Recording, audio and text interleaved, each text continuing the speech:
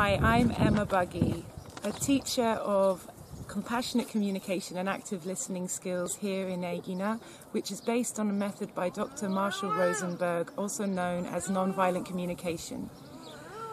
So, for today's video, I'm going to be talking to you about how else we can really learn to understand one another. If you're at home with your family or friends and sometimes finding it a bit hard to hear what the other person is saying, it might be because, well, most of us are speaking a language that is so full of good intentions, and yet sometimes it comes out sounding like judgments or analysis towards ourselves or towards other people.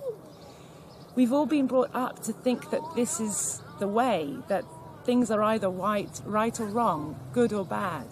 It's a part of our vocabulary.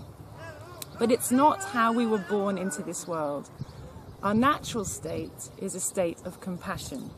So let's look at babies. They see people and they smile or laugh or cry depending on how the other person behaves in front of them. They're not thinking, oh, he's stupid or she's selfish. They're not thinking that person is a manipulative person. Babies are completely connected to their own feelings and needs, and that's the language that they speak with us. If they feel worried or sad, then they cry as a way of asking for comfort or reassurance and care. If they feel happy and joyful, then they laugh and play as an invitation for us to have fun with them, or just as an expression of their needs for play and fun being met. So, I'd love to introduce you to the inner voices that we have, this voice of judgment and blame, and the voice of feelings and needs, connecting to what it is that we really want within ourselves. And Dr. Marshall Rosenberg, the creator of nonviolent communication, came up with two animals as a way to represent these two inner voices: the giraffe and the jackal. And so I'm going to be using them to explain to you what these two voices mean. Let's start with the jackal. This lovely little jackal is a bit of a snappy, bitey animal. He can be really fierce with his words, and he normally speaks with blame and judgment and denies responsibility. The truth is that underneath all of that blame and judgment and snapping, this jackal has a really beautiful gift that he's trying to tell you. His true longings and his desires are hidden underneath all of that spiky behavior. And that's where the giraffe comes in. The giraffe is an animal with a uniquely large heart and a very long neck. That heart needs to pump all that blood up to the neck so that this brain can work as it's looking around at the world beneath it.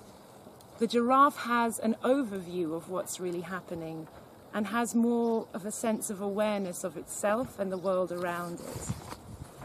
The giraffe also has a special saliva in its mouth that helps it to eat those spiky, thorny leaves on the trees, thorns that are very similar to the language of the jackal.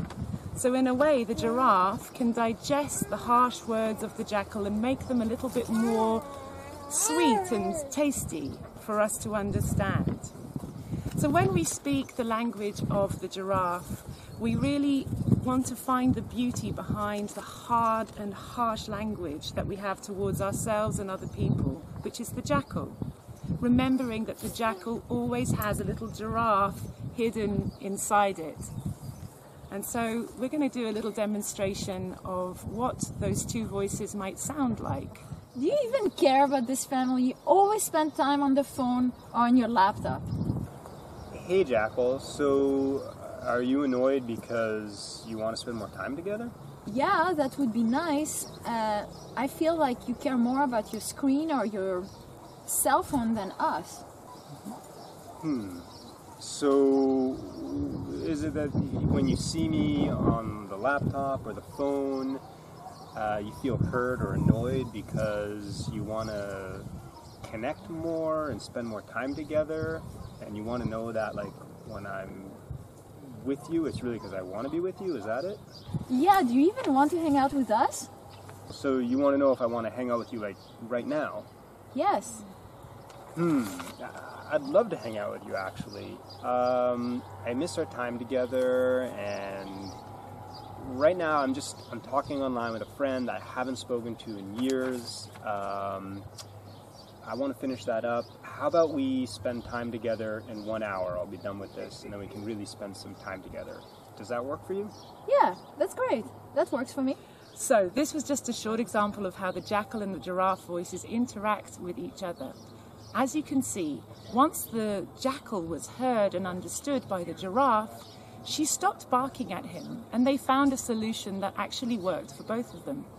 If you're watching this at home, something you can do now to start noticing your own sweet jackal inner voices and beginning to translate them into giraffe is to write down any sentences that come to you when you are either blaming yourself or blaming the other person.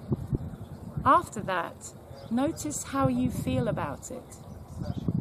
And then try and connect with what it is that you might be longing for or really wanting in this situation. Is it connection or rest or time together, or is it respect or some simplicity and ease?